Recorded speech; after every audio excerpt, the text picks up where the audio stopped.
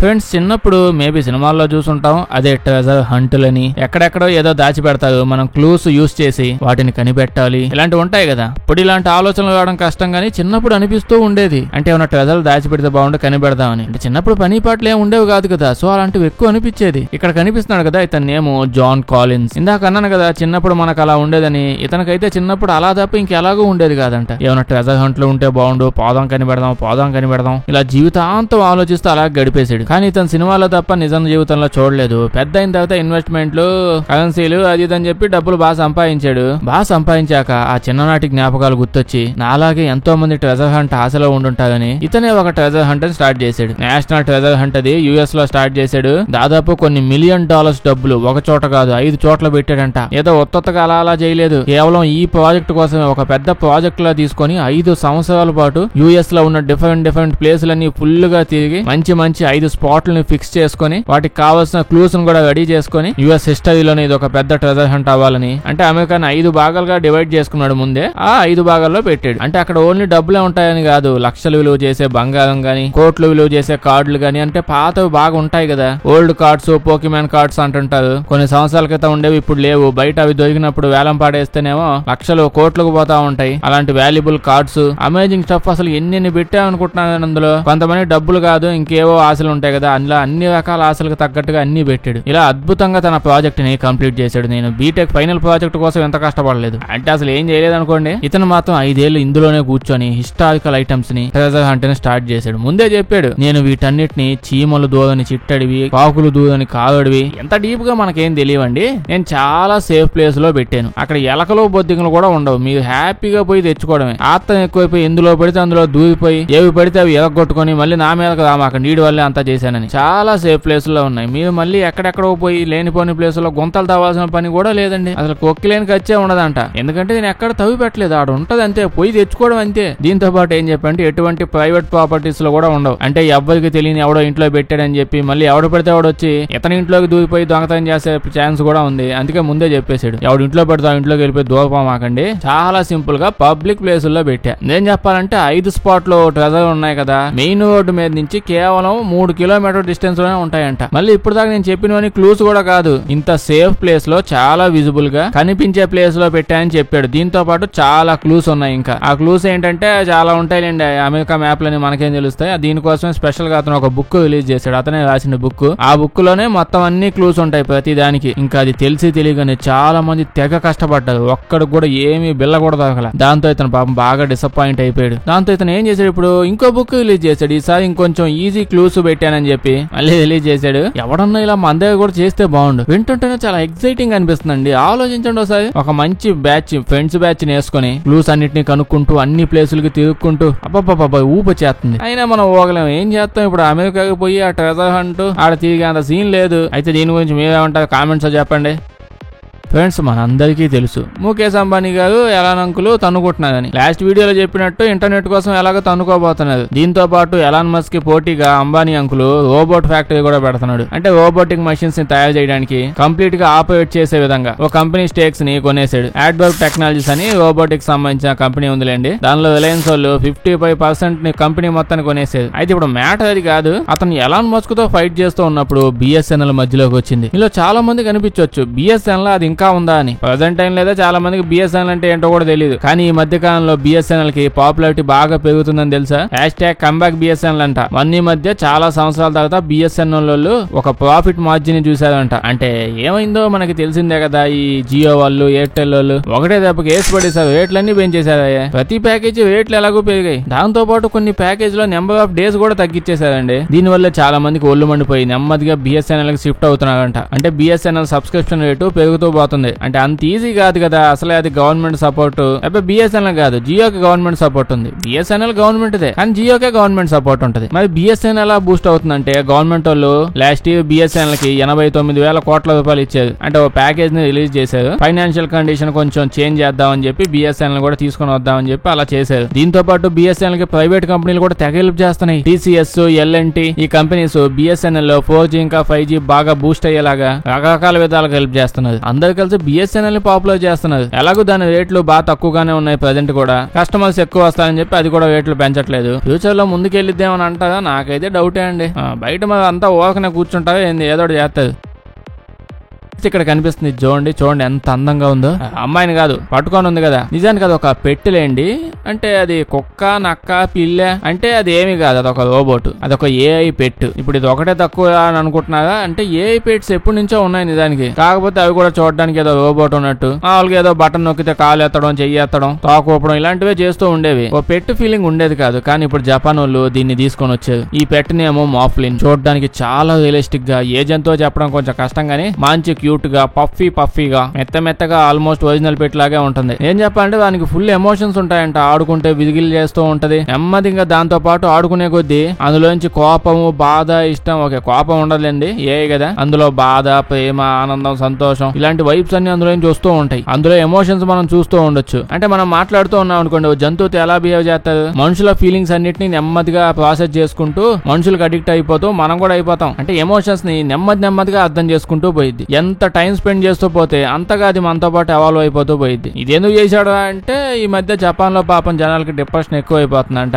Loneliness ఎక్కువగా feel అవుతున్నారంట. ఇంకా మన ఇండియా సిచ్యువేషన్ చెప్తే వాళ్ళు చచ్చిపోతారు. సో ఇలాంటి పెట్టు ఉంది అనుకోండి, ఉంటే ఇంకా నిజంగానే దాని ఫీచర్ చూస్తే అర్థం అయిపోతుంది లోన్లీనెస్ దూరం చేసిద్దని. అంటే కొంతమంది పెట్టంటే చాలా దిశ పగబా అని చెప్పి అంటారు. అలాంటి వాళ్ళు మనం ఏం చేయలేం. మిగతా వాళ్ళకి బాగా హెల్ప్ అయిద్దంట. రేటు 25,000 ఉంటదంట, చెక్ చేయమాకండి. అలాగని వీళ్ళు చెప్తున్నారు ఇవి నిజమైన పెట్స్ ఉంటాయి కదా, కుక్కలు, పిల్లులు, వాటిని రీప్లేస్ చేయలేవులేండి, మీరు బాధపడమాకండి కూడా అంటున్నారు. స్టార్టింగ్ లో అంతా అలాగే చెప్తారు. ఉండే కొద్దీ అవన్నీ ఎప్పుడు వచ్చేసాయని కూడా తెలియకుండా వచ్చేస్తాయి. ఏమంటారు, మీకు ఈ పెట్టు కావాలా? ఫ్రెండ్స్ మీలో ఎవరైనా బాగా కోటీశ్వరులు ఉన్నారా, లేకపోతే కోటీశ్వరులు ఫ్రెండ్స్ ఉన్నారా? కోటీశ్వరులు అంటే వాళ్ళ దగ్గర 4 బ్రాండెడ్ కోట్లు ఉండే అంత కాదు, బాగా హెవీగా ఛాన్స్ లేదులేండి. నేను మాట్లాడుతుంది సినిమాలో చూస్తామే, ఓవర్ కట్టపోయి పెయింటింగ్ చూస్తారు. ఎంతమ్మా అంటే 20-30 కోట్లు అంటాడు, వెంటనే ప్యాక్ చేసి డిక్కీలో పడేయమంటారు. వాళ్ళు అలాగే డిక్కీలో పడేసి వెళ్ళిపోతారు. ఇలా సినిమాల్లోనే కాదు, ఒరిజినల్ గా బయట చాలా హెవీగా జరుగుతుంటదంట. అప్పుడు డౌట్ వస్తూ ఉంటది, డబ్బున్న వాళ్ళ మనసులో ఇంత artistic feeling, artistic sensitivity feeling ఉంటదా అంటే అదేం లేదు. వాళ్ళ మనసులో ఎప్పుడూ ట్యాక్స్ ఉంటది. ఒక రకంగా ట్యాక్స్ తగ్గించుకోవడానికి ఆల్మోస్ట్ ఎక్కువగా ఈ పెయింటింగ్స్ ని కొనుక్కుంటూ ఉంటది. ఇది కొంటే ట్యాక్స్ ఎలా తగ్గిద్దంటే, ఇప్పుడు ఎవరైనా ఒక వ్యక్తి ఉన్నారు, అతనికి 200 కోట్లు ట్యాక్స్ వచ్చింది, కట్టాలి. ఓకే అర్థమైంది కదా, 200 కోట్లు వాళ్ళు ఓన్లీ ట్యాక్సే కట్టాలి. అంత కోటీశ్వరులు కాంపిటీషన్ ఎవరైనా ఉన్నారా ఏంది? ఇప్పుడు వీళ్ళు ఏం చేస్తారు, మంచిగా ఒక పెయింటింగ్ ఎగ్జిబిషన్ ఏదో ఒకటి ఉంటాయి, ఆడికి వెళ్ళి ఓ పెయింటింగ్ చూసుకుంటాడు, బాగా విలువైంది, మేబీ ఒక 50 కోట్లు అంత కాస్ట్ ఉన్న పెయింటింగ్ తీసుకుంటాడు. ఇప్పుడు వీళ్ళకి ఆర్ట్ గ్యాలరీస్ ఉన్న వాళ్ళు, ఇంకా పెద్ద ఆర్ట్ గ్యాలరీస్ ఉన్న ఫ్రెండ్స్ వాళ్ళంతా ఉంటారు. ఆడి దగ్గరికి వెళ్ళిపోయి పెయింటింగ్ వాళ్ళ చేతిలో పెట్టి ఇంకేముంది మొదలు పెట్టి అని చెప్పి అంటారు. ఇంకెతను కూడా మొదలు పెడతాడు. ఇప్పుడు అతను తీసుకొని వెళ్ళి ఆ పెయింటింగ్ ని ఒక అద్భుతమైన లొకేషన్ లో పెడతాడు. ఇంకా దానికి హైప్ ఇచ్చి దీన్ని పికాసో కళ్ళు మూసుకొని గీసాడు, బ్రిటిష్ వాళ్ళు కళ్ళు దేసి కొట్టేశారు, ఎంతో హైప్ ఇలా ఇచ్చి దాని రేట్ అలా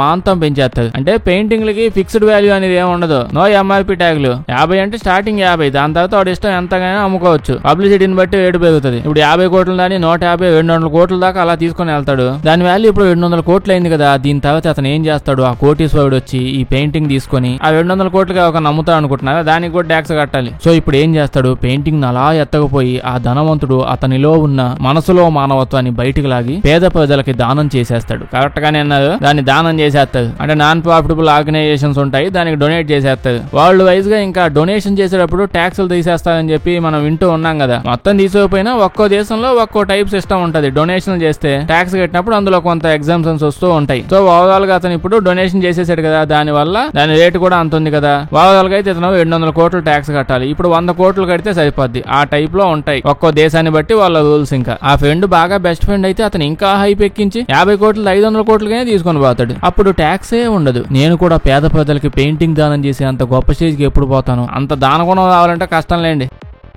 ఫ్రెండ్స్ మైక్ టైసన్, ఆ పేరులోనే ఎనర్జీ ఉంటది. తెలుగు సినిమాలో ఏడో గబ్బు చేశారులే గానీ మైక్ టైసన్ అంటే ఇండియన్స్ కూడా చాలా ఇష్టం ఉంటుంది. మంచి బాక్సర్, మధ్యలో కొన్ని సోని పనులు చేశారులేండి, అలా బాగా పాపులర్ అయ్యాడు అతను. ఈ మధ్య షార్ట్స్ లో గానీ ఏదో వీడియోస్ లో తలుక్కుమంటూ చూసుంటారు, న్యూస్ లో ఈయన ఉంటారు. ఏమైంది అతని కంటే ఏం కాల, సడన్ గా బాక్సింగ్ చేస్తున్నాడు అని చెప్పి ఈయన ఉంటారు. అంటే మైక్ టైసన్ ఇంకా జేక్ పాల్ అని చెప్పి ఇంకో బాక్సర్ ఉన్నాడు. వీళ్ళిద్దరి మధ్యలో ఒక బాక్సింగ్ మ్యాచ్ ని కండక్ట్ చేశారు. ఇంకేం బాక్సింగ్, అతనికి 60 ఏళ్ళు ఉంటాయి కదా అంటే అవును, అతనికి 60 ఏళ్ళ ఏజ్ ఉంది. ఆ జేక్ ఆ బాక్సర్ కేమో ఏమో 25 ఏజీ. మరి ఇదేం బాక్సింగ్ అంటే అందరికీ తెలుసు మైక్ టైసన్ అమెరికాలో అయితే పిచ్చ ఫేమస్, బాగా పాపులర్. ఈ మ్యాచ్ అంటే జనాలు ఎగబడొస్తారు, డబ్బులు సంపాదించుకుంటారు, మనం అంతా గొర్రెల్లా చూస్తా ఉంటాం. ఇంకా ఆన్లైన్ స్ట్రీమింగ్లు, టికెట్లు, దీనికోసం వాళ్ళు ఎన్ని రోజుల నుంచి మైక్ టైసన్ పాత రికార్డులు పిచ్చిగా ఎలా పడితే అలా వాడి పడేశారు, హైప్ మీద హైప్ ఇచ్చి పడేశారు. అయినా ఎంత బాక్సర్ అయినా ఆ ఏజ్ లో ఎలా ఆడగలడు, తీసుకుని వెళ్ళి బాక్సింగ్ లో పెట్టారు. ఇప్పుడు అంత లెజెండరీ బాక్సర్ ఓ పిల్ల బచ్చా దగ్గర, అంత పెద్ద పాపులర్ కూడా కాదులేండి అటు సైడ్ ఉన్న అబ్బాయి, ఒక మిడ్ లెవెల్ బాక్సర్ అతని చేతిలో ఓడిపోయాడు. మైక్ టైసన్ ఓడిపోయాడు. ఇంకా అలాగే జరుగుతుంది. మరి వర్స్ట్ స్ట్రాటజీలు వాడుతున్నారు అందరూ. మైక్ టైసన్ ఫ్యాన్స్ అందరూ డబ్బులు కట్టిపోయి ఆ ఏజ్ లో అతను ఓడిపోయాడు అని చెప్పి చూసి వచ్చారు. ఓకే, అయితే తమ్నైల్లో పెట్టిన ఆ పెద్ద వెహికల్ దగ్గరకు వచ్చేద్దాం. చూస్తేనే అర్థమవుతుంది అదేం కొక్కిలేని మట్టి తీయడానికి తీసుకొని రాలేదని. అది 2వ ప్రపంచ యుద్ధం జరుగుతున్న టైము. బాంబులే బాంబులు, మామూలు బాంబులు కాదు. పైనుంచి ఇప్పుడు ఎవడో బాంబులు వేసాడు అనుకోండి, ఏం చేస్తాం, ఇంకేం చేయలేదు, ఆడేపోవడమే. అయితే అప్పుడు బాగా ఎక్కువగా పాపులర్ అయ్యి వచ్చింది ఏంటి, యుద్ధానికి ఏమైనా వస్తున్నానని తెలియగానే అక్కడ అన్ని ల్యాండ్ మైన్లు వేసేస్తారు. అదే భూమి లోపల మట్టిలో బాంబులు తవ్వి పెడతారు, దాని మీద అడుగేగానే దమాలను పేలిపోతుంటారు. ఆ టైపు బాగా ఎక్కువగా ఫేమస్ అయిపోయాయి. ఎట్లా గాడైతే దాన్ని పిచ్చిగా వాడి వరల్డ్ ఫేమస్ చేసేసాడు. ప్రపంచం అంతా అయ్యే నాటేసాడు, మొక్కలు నాటినట్టు ఏదో. సో ఇప్పుడు యుద్ధానికి వచ్చినప్పుడల్లా అందరూ ఏం చేయాలి, ఉంటాయని తెలుసు. సో ముందుగా వాటిని తీయాలి, అప్పుడే ముందుకెళ్ళాలి. సో దానికోసం ఇలాంటి టెక్నిక్ వాడేవాళ్ళు. లైన్ లో నెమ్మదిగా అందరూ పాక్కుంటూ యాడుందా ఉండకూడదు అని చెప్పి చూసుకుంటూ నెమ్మదిగా పోతూ ఉండేవాళ్ళు. ఇప్పుడు అది ఎంత డేంజరో తెలిసిందే. ఇంకా ఉండే కొద్ది ఏమైంది, యుద్ధాలు చేయడం ఆపేసి అందరూ ముందు కింద పాక్కుంటూ పోవాలి. యుద్ధం ఆడి జరిగితే ఆ ప్లేస్ అంతా ముందే పొద్దున వెళ్ళిపోయి అంతా పాకేసి దాని తర్వాత లేచి యుద్ధం చేయాలి. అప్పుడు కూడా పూర్తిగా కనిపెట్టేవాళ్ళు కాదు, ఎక్కువ పాకతా ఉండేవాళ్ళు యుద్ధం స్టార్ట్ అవ్వకముందే. ఇలా అయితే పని జరగట్లేదు, ఏదో ఒకటి చెయ్యాలని ఆఫ్రికాకు సంబంధించిన ఒక ఆయన 1942లో ఒక డివైస్ ని కనిపెట్టాడు. వీటిని యుద్ధం టైంలోనే డిస్మాండిల్ చేసే విధంగా. అదే ఇది. దీన్ని చేయడానికి మామూలుగా యుద్ధ ట్యాంకులు ఉంటాయి, అలాంటిది ఒకటి ఎత్తుకొని వచ్చేది. అంటే చిన్న ఈ నార్మల్ పేలుడికి దానికి ఏం కాదు. ముందు పాటలు ఏం చేస్తారు, అవన్నీ కోడి కత్తులు, అదంతా చైన్స్ తో అలా తయారు చేశారు. అది స్పీడ్ గా రౌండ్ గా తిరుగుతూ ఉంటుంది, బండి ముందుకు పోతూ ఉంటుంది. అక్కడ కానీ కింద ల్యాండ్ మైన్లు ఏమైనా ఉంటే తగులుకొని దుమ్మని పేలిపోద్ది. అంటే ఆ చైన్లన్నీ కొంచెం డిస్టెన్స్ లో ఉంటాయి కాబట్టి దమాలని అది పేలుతుంది, పేలినా ఏం కాదు. 1940 కదా, కొంచెం ఎక్కువ కెపాసిటీ ఉండవు బాంబులకి. ఆ బండి ముందు పోతూ ఉంటే వెనకాల ఇంకా జనాలు, సైన్యం అంతా వస్తూ ఉంటుంది. అప్పట్లో యుద్ధాలు మొత్తం అందరూ జనాలు వేసుకుని ఊళ్ళు తిరుగుతూ ఉండేవాళ్ళు. అందుకే ఇలాంటి ఒక బండి ముందు పోతా ఉంటే వెనకాల వస్తా ఉంటది. ఈ విధంగా అతను తయారు చేశాడు. ఆఫ్రికాలో స్టార్ట్ అయ్యాక దీన్ని ఫ్రాన్స్ వాళ్ళు తెగ యూజ్ చేసుకున్నారంట, ఎట్లా గాడి గోలు తట్టుకోలేక. సేమ్ ఇదే వెహికల్ వేసుకుని మొత్తం ప్యారిస్ అంతా తిరిగేశారంట అప్పట్లో వాళ్ళ మిలిటరీ వాళ్ళు. అలాగని ఇప్పుడు ల్యాండ్ మైన్ లేవు, అలాంటిది ఏం లేదు. నిజం చెప్పాలంటే ఎట్లా గాడు అప్పుడు నాటిన మైన్స్ ఇప్పుడు కూడా జనాలు ఎత్తుతూనే ఉన్నారు తెలుసా, ఎక్కడ పెడితే అక్కడ. ఇప్పటికీ దీనికోసం చాలా పెద్ద అడ్వాన్స్డ్ టెక్నాలజీతో వచ్చేసాయి ఇవన్నీ. అందులోనే ఇప్పుడు లేటెస్ట్ గా వాడుతున్న వెహికల్ ఇది. దీనినేమో MI-1150 అసాల్ట్ అంట. ఇది ఇంకా అన్నిటికంటే చాలా స్ట్రాంగ్ గా ఉంటది వెహికల్. 4-5 మైళ్ళు దమాలు అలా పేలినా అది కదలను కూడా కదలదు. ఇదేంది ఒక్కోటి యాడుందా అని ఎతికేది కాదు, మొత్తం తవ్వి పడేస్తుంది. ఎదురుగా వచ్చినవన్నీ కింద నుంచి లేపేస్తా ఉంటది. మైల్ని పేలను కూడా పేలదు, సైడ్ లో పడిపోతాయి. ఆ రకంగా తవ్వుకుంటూ గుద్దుకుంటూ పోద్ది. దీన్ని ఎప్పుడు వాడతారు, మామూలుగా ఇంకా టైం ఉందిలే నెమ్మదిగా పోదాం అలాగా అని అనిపించినప్పుడు ఇలా తవ్వుకుంటూ పోతారు. అదే లేదు తొందరగా వెళ్ళిపోవాలి, అందరినీ లేపేయాలి, అర్జెంట్ అని మూడ్ లో ఉన్నాం అనుకోండి, దీని లోపల ఇంకో డివైస్ ఉంటది, మైన్ క్లియరింగ్ లైన్ చార్జ్ అంట. పొడవుగా ప్యాకెట్లు ఉన్నాయి చూడండి, పుల్లల ప్యాకెట్లు అనుకుంటున్నారా, కాదు, అవన్నీ ఎక్స్ప్లోజివ్ ప్యాకెట్లు. చాలా పొడవుగా ఉంటది, పెద్దగా ఉంటది. ఒక వైపు ఆల్రెడీ కట్టేసి పెడతారు. ఎవరిని ఎమర్జెన్సీ వచ్చినప్పుడే యూజ్ చేస్తారు, ఎందుకంటే మామూలు వెయిట్ ఉండదంటే ఇది ఒక్కసారి పడితే చాలా డబ్బులు ఖర్చు అయిపోతాయి. అందుకే జాగ్రత్తగా వాడాలి. ఇప్పుడు పేలినప్పుడు ఏమైందంటే ఇది ట్యాంక్ లోంచి ఒక్కసారిగా దీన్ని వదులుతారు. అది పేలగానే గాల్లోకి రాకెట్ పోయినట్టు దమ్మను పోయిద్ది. ముందు తాడంతా స్పీడ్ గా గాల్లోకి వెళ్ళిపోయి ముందు స్ట్రైట్ గా పడిపోద్ది. దాని వల్ల ముందుగా ఎక్స్ప్లోజన్స్ ఉన్నాయి కదా, అవన్నీ దమ్ అని పేలిపోతాయి. అవి పేలడం వల్ల మట్టి అంతా డిస్టర్బ్ అయ్యి అన్ని ఏడపడి అటు ఇటు మట్టి దెమ్మలు మొత్తం పడతాయి. ఇంకా అక్కడ ఉన్న మైన్స్ అన్ని ఒక్కసారిగా అవి కూడా పేలిపోయి ఒకే దెబ్బకి అంతా ప్లేస్ అంతా క్లియర్ అయిపోద్ది. మంచి ఎమర్జెన్సీ ఉందా అన్నప్పుడే వాడతారు లేని దీన్ని. వెళ్ళండి, యుద్ధం అంటేనే ఎమర్జెన్సీ, అందులో ఏముంది. లేదు మా దగ్గర డబ్బులు లేవంటే మీరు ప్రశాంతంగా స్టార్టింగ్ లో చూపించిన చిన్న వెహికల్ ఉంది కదండి, అదే కొనుక్కోండి. డబ్బు కూడా ఎక్కువ ఖర్చు అవ్వదు, కరెంట్ ఖర్చు అయింది అంతే. ఫ్యాన్ పెట్టాలి ఏదో రౌండ్ తేవడానికి. ఏమంటారు, మీకేం నచ్చింది చెప్పండి. వీడియో నచ్చుంటే లైక్ చేయడం మర్చిపోకండి. ఇలాంటి వీడియోస్ ఇంకా కావాలంటే మా ఛానల్ చెక్ చేసి చూడండి, అలాగే సబ్స్క్రైబ్ చేసేయండి.